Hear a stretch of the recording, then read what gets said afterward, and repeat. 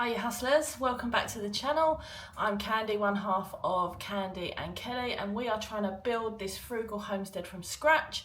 Bit of context, we've quit the 9 to 5, we've left the corporate life, and now is about living life on our terms, as far away as from the system as we can, although we're not silly, we know we need to be in the system.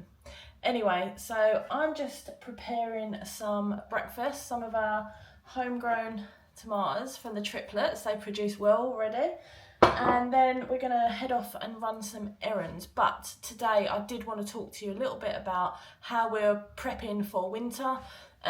In our previous life, if you'd like to call it that, the norm and what everyone expects, prepping for winter would be, oh, it's a little bit chilly now, let's put the heating up on. It's a little bit different here. I'm not going to catastrophise it at all. There's just different ways of living up here, and things that we need to make sure of. So we need to make sure that the house is ready. We need to make sure that we're ready. We need to make sure that we've got enough supplies in. But like I say, first of all, I'm just going to do us a little bit of breakfast. We're going to have a cuppa. Then we've got a few errands to run. We've got to pop to the post office, nip out and get some milk. And actually, one of the errands is registering at our new doctors. Now, you might think, what's that got to do with preparing for winter? Well, we're obviously moved to a new area. We're not wishing that we're going to get unwell this winter. But last Christmas, oh my God, we were so ill. We really did have the flu. And I know people say when they've got a cold, oh, we've got the flu, we've got the flu. No, both of us really had the flu. Like, Christmas was a write-off. Completely missed Christmas Day, was in bed. Boxing Day, in bed. Started getting ill Christmas Eve night, I'd say. And then we were ill all the way through to New Year with like really bad flu, then chest infection. It just really knocked it out of us, and I don't want to be in a position where I'm feeling like that this year and I'm 3 hours away from my actual doctors. Although I'm really going to miss the doctors, but we do need to get checked in, especially with Kel's health stuff that she has going on, and that is part of one of our preps for winter, is to get ready, get in the doctors. Hopefully, fingers crossed, we won't need them. But I'm going to finish up here on the breakfast, and then I'm going to go and do those errands, and then I'll be back. I'm going to talk you around and walk you around the homestead and show you all the things that we're starting to think about and all the things that we're preparing for our first winter here on Wild Heart Hustle Homestead.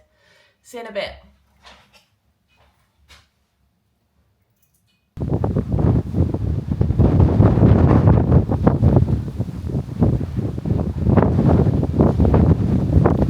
Hustlers. This is the wind tunnel that I'm talking about up here. Oh, let me just get around here a little bit, otherwise you won't be able to hear me. Right, errands all sorted. I'm back. So let's get back to winter preps for the homestead. Wow, I'm going grey. Anyway, I'll show you some of the outside bits and then we'll move into the house and I'll show you a couple of bits we've got going on in there. But as you can see how windy it is, this is what's happened overnight, which is going to now need to be fixed. Our tarpaulin has ripped. You can see it's totally ripped off. It's all ripping around there. And I know the forecast's pretty windy anyway, but as you can see, it's just open space at the back. And that wind just blows straight in, and it is pretty open. So first things first, we're going to need to get another tarpaulin for that section, because it's like a shanty town, isn't it?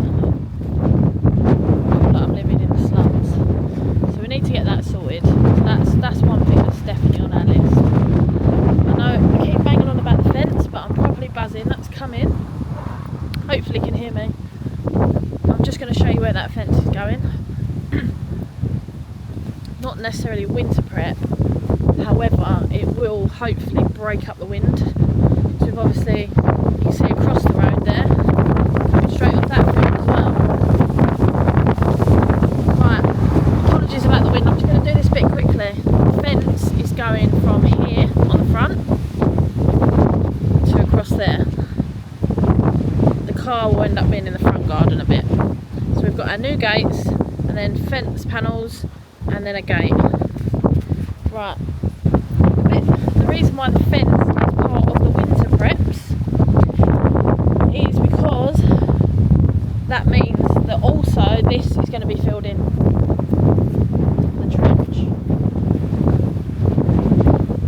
So the new water pipe's going to come in from the bottom of the garden down here, all the way along in the trench, and I just want to show you the hole.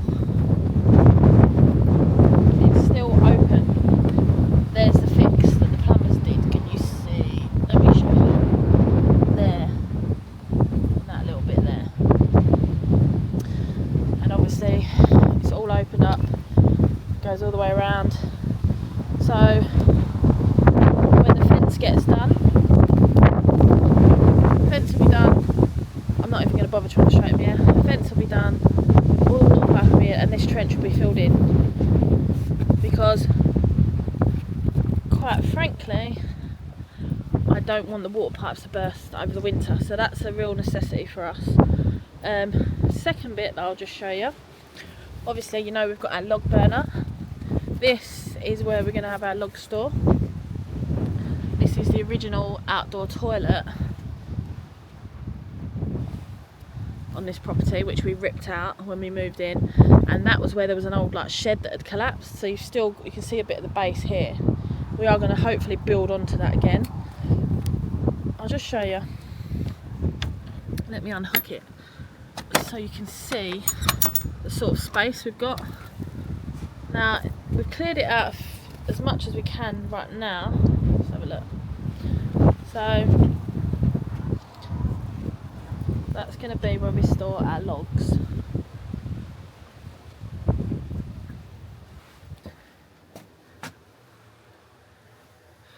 You can see as well that our electrician put us in a double socket outside. So it goes through this wall and out the other side, so it's on the other side, so it'll eventually be a double socket in the shed when we get that built. That's a bit better out the wind, isn't it? So we're going to store our logs in here, and under no illusions, I would absolutely love to see this store filled up completely.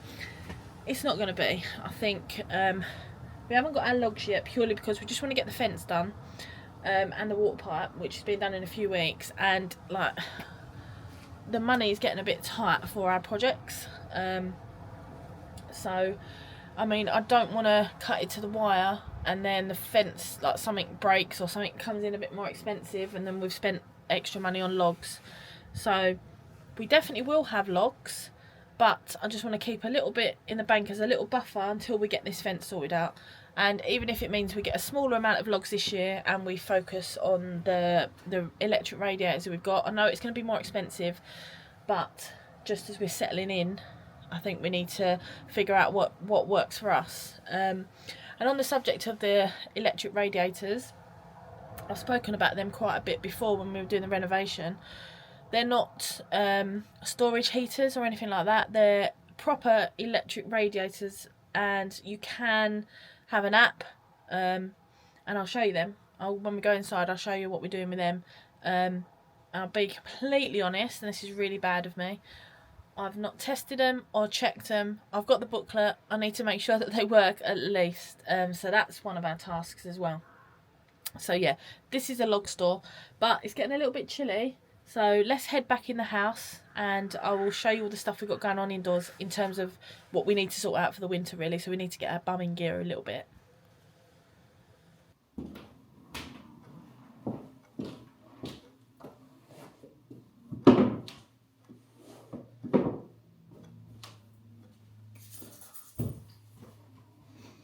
Probably get moaned at for leaving my shoes there, but right, we're back indoors now. This is a different view, isn't it? You can see a bit more of the living room.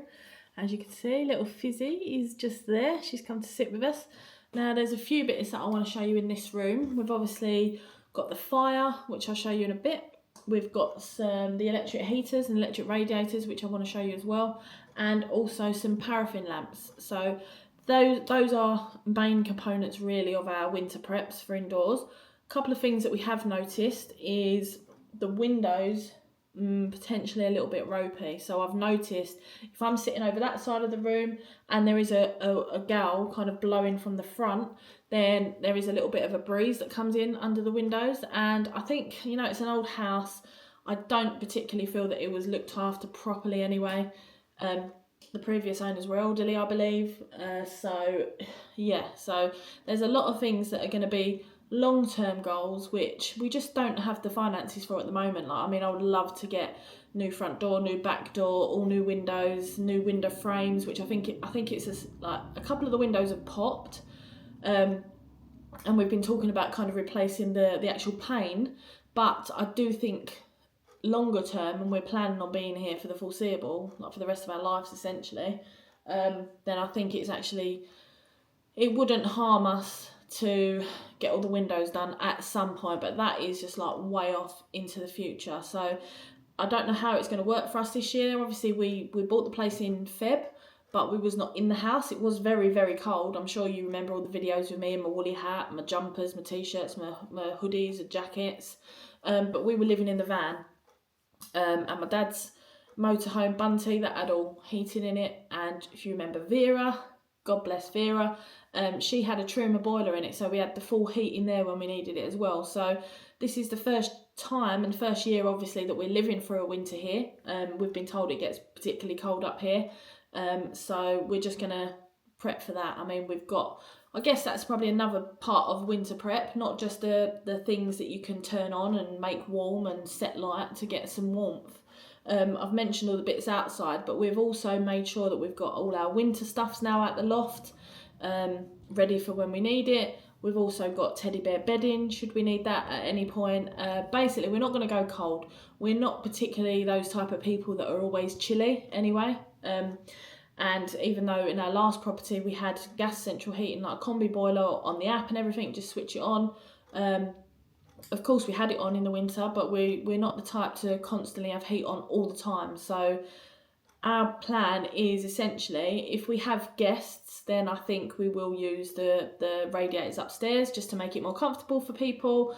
But primarily our primary heat source is going to be the fire, which we're looking forward to. We're looking forward to having that on. The registered guy that kind of fitted it all for us said that this is it's an open plan area down here anyway, but it's a decent fire and it throws out a lot of heat, so it's going to be able to heat the whole house. And if we have the doors open, I've shut that door to the kitchen at the moment, but if we have it all open, then it's likely to go up. We've got the stove fan on there as well. Basically we're just winging it because we don't know how warm it's going to be, how cold it's going to be, how we're going to get on with the fire. We just it's going to be trial and error for all this stuff. So you'll be following along for the ride and the journey with us as well, and we'll be showing you everything that we do here. So yeah, let me show you the fire as the first point of call anyway. So this is our wonderful fireplace that we've got. If you remember from the previous renovation videos that this was just an old coal fire which connected on that side to a back boiler. We've completely ripped it all out, ripped all the pipes out. We've had it all done properly with proper engineers, proper builders. We've got the certificates, it's all been signed off and we are happy with that. We've also got our carbon monoxide detector up there. We've also got smoke alarm and carbon monoxide detector there. We have also got one at the top of the stairs in the hallway and landing, and we've got one by the bathroom and the kitchen. Now, you might think that's a bit overkill, and this is something we've not really spoken about before, but the previous owners, unfortunately, God bless them, carbon monoxide did kill them in the end, because their fire wasn't working properly, the stove was blocked, the chimney was blocked, and it was just coming out the walls, and it's very, very sad. So we made sure that, like, we knew that we wanted to get this fire back working once we found all that out, which was a bit of a shock, to be honest.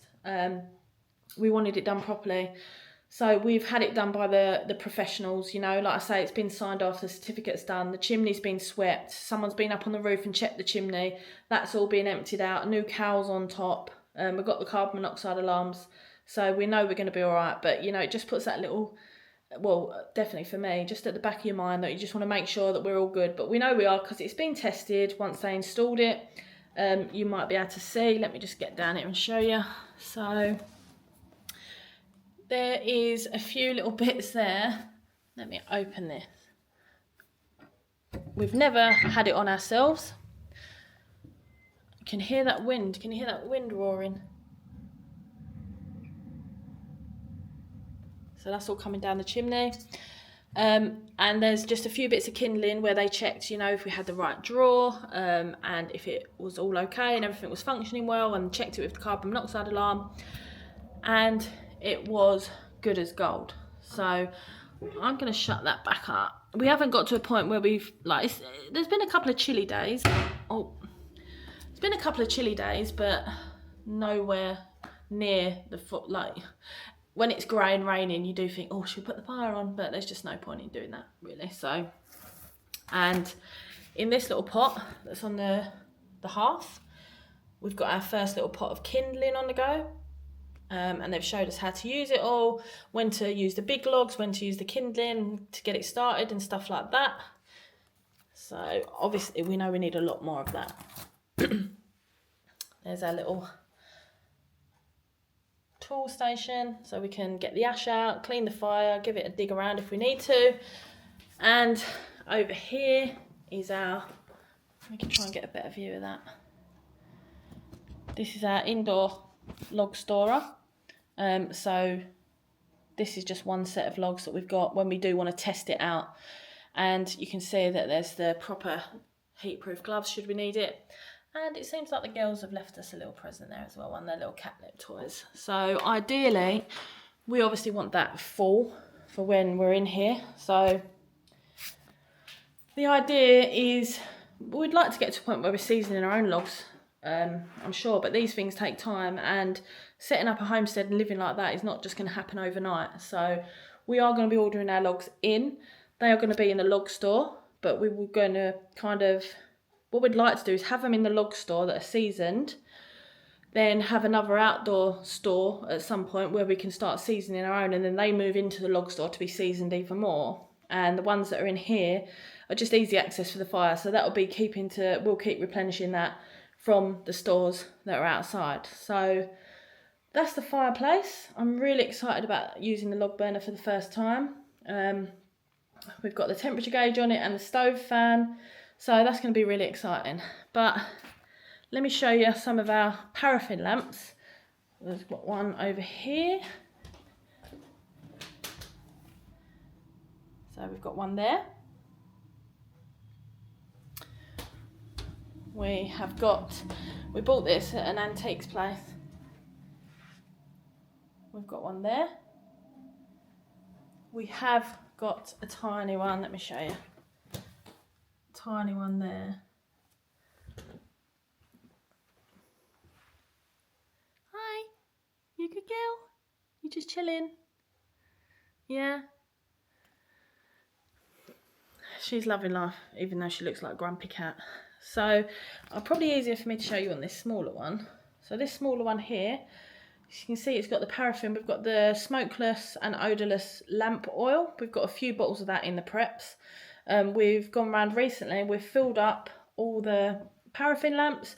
We've also got a spare wick as well, so we've checked all the wicks, and we have cut off all the dead ends, filled them all up. It's got new wicks in it, and we've tested them all, and they all work really well. So we had the lamps at our old house, but we never used them. They was more decorative. But with the way that we live in life now and being frugal, and I think it just gives it a cosy feel, and it's like, yeah, I love candles anyway. I've got a whole cupboard full of candles. Saves on the candle, doesn't it? So we can have the lamps on, so that'll be really nice and cosy. And I guess the last thing I wanted to show you was the radiators. So we've got two of these. Excuse these little marks here, you can see on the skirting. You can see that's one of our jobs that still need doing. We've got two of these down here, and that's what I mean where they're on an app and they turn on. We've got two of those down here. We've got another one of that style in our room upstairs, and we've got a towel rail in the bathroom. We have got a tall one in the kitchen, and we've got two tall ones in the office and the spare room as well, so one in each room. So, you know, we're not going to get cold. But the reason why we like the fire is, one, is romanticising what we do, and we've always loved the thought of having a log burner, which is going to be great and cosy, and I'm just looking forward to sitting in front of that with a book. But also to kind of keep track of what we're spending. You know, we're building a frugal homestead. I know that sounds a bit cheesy, but We just want to change the narrative, and we don't want to keep spending money on stuff that we don't need. We're not going to go cold. We're not going to go hungry. The freezer and the cupboards and fridge is absolutely stuffed to the gunnels. We just want to be able to control it a little bit more. And we're not expecting, if we have guests, that they're going to have to freeze, because we will put the heating on for them. But one of my tasks is, let me just show you here. You can see that's the app. It's got a bit of dust on there. This is not ideal, so eventually a long-term job will be, because you know, like when you have camping and you have the kind of hookup lead all round like that, we don't want that. So we are going to be undoing that while we use it, but eventually we'd like to shorten these leads. So I'll just show you. They go on like this. It shows you all the stuff, and immediately it's come on at 26.5. So I don't know what that means. Obviously that's temperature, but you can see that the Wi-Fi sign's flashing. I believe there's an app that goes with it as well. So these should eventually just warm up. Fingers crossed. But there's all different settings. You know, you can change the temperature, that can go down. You can change it to night time. There's timers, ice. I don't know really what that, I think it means it comes on when it gets to that temperature indoors. But yeah, I'm not really going to play around with that at the moment, because I do really need to read the book. And what I will say, there you go, Kelly always moans at me because I don't bother ever looking at instructions. I just go like a bull in a china shop, and then things break. So we'll turn that to that, and we'll switch that off. So yeah, they look pretty nice, don't they? When you think of electric radiators, I mean, I was exactly the same. I just think of those old manky, and nothing wrong with them. If you've got to warm your house that way, you've got to warm your house that way. But I remember our first flat that when we first got together and we rented, they had these horrible storage heaters. They cost a fortune and they took ages to warm up. So when we first started speaking about electric radiators, that was what was in my head. But seeing these, they look like the old Victorian style iron ones, and I really like them. So let's hope that I can get them figured out. But, oh, I'm out of breath now. They're all the bits that we're focusing on. There's lots of stuff that will change, I guess, because next winter, hopefully there'll be polytunnel, there'll be all crops, maybe even some trees. The back fence needs doing, and as I've mentioned various times, which you're probably getting bored of, it gets pretty windy up here. So we're going to need to just suss out the lay of the land, really. That's what this kind of winter and autumn's about for us, because we're just settling the house ourselves. So there's a lot of prep work that still needs to be done. All those tasks that I just spoke about, they're on our list of jobs to just get ready for winter. So, but we're trying to set up our whole life here, so there's lots of other jobs as well. I mean, we're still doing all the painting. As you just saw, the skirting needs painting. We don't know whether we want to go traditional white on there, which we've done everywhere, so that's why we've held off a bit, because we might even paint them a colour. You know, we've seen some of these places and stuff online and on TV where it's like colour saturation, where you do the skirting, the doors and the wall. Like, we really don't know 100% what we want, and it's perfectly livable and comfortable as it is now. So we've got a lot of winter prep to do, so we don't want to start any bigger projects. So we're just concentrating on kind of door frames and doors. The bathroom door's now painted. You saw the bathroom cabinet get done the other day. So it's just about getting all that stuff done. And like I said, prepper pantry, cupboards, freezer and everything's pretty full. We would just like to get some more water in, and we've heard that it can be prone to power cuts here as well. So that is a worry where everything's electric, but again, for heat, we'll have the fire. There's no gas to this property whatsoever. So I guess we need to get into some sort of routine and habit of making sure that our solar generator is full and we've got power packs ready for our phone. Obviously, it's a worry if the freezer goes down, but I do believe that because of Kelly's health conditions, we are on a priority list with our electricity provider, so hopefully they will be able to support us if anything does happen. I'm hoping it doesn't, but it's pretty exciting when things do like that happen, you know. So I'm sure I won't be saying that when all my meat and veggies are melting in the freezer, but you know what I mean. But I just wanted to show you some of the other bits that we've been focusing on, and we've focused at the start of kind of changing our lives. Then it was doing the van life stuff, then it was renovation. now it's mainly about the homestead. I've spoken recently about all different stuff when I've been doing talking heads and, you know, escaping the rat race, getting out of the system. That's absolutely what we're doing and what we're passionate about and what we encourage others to do if you can make a change. However, we're now focusing on getting this life set up in the homestead. So there's going to be a lot more homesteady bits with some of those bits still thrown in there. But I feel like we're getting to a point where that front fence gets done. That's going to be such a big change for us, and that's going to really give us the kickstart we need to start getting the beds done in the back garden, start putting the garden away for kind of winter, like getting tarpaulins around the garden furniture, tying stuff down, getting the logs in, and just showing you how we live every day on this homestead. So we appreciate all the engagement. We love all the comments that are coming through, and we're glad that there are people out there that want to live a life that we're living as well, getting back to nature, living a bit more slowly, and just taking each day at a time and living in the present. That's really important. So thanks for joining me today, guys, and I will catch you on the next one. See you later, hustlers.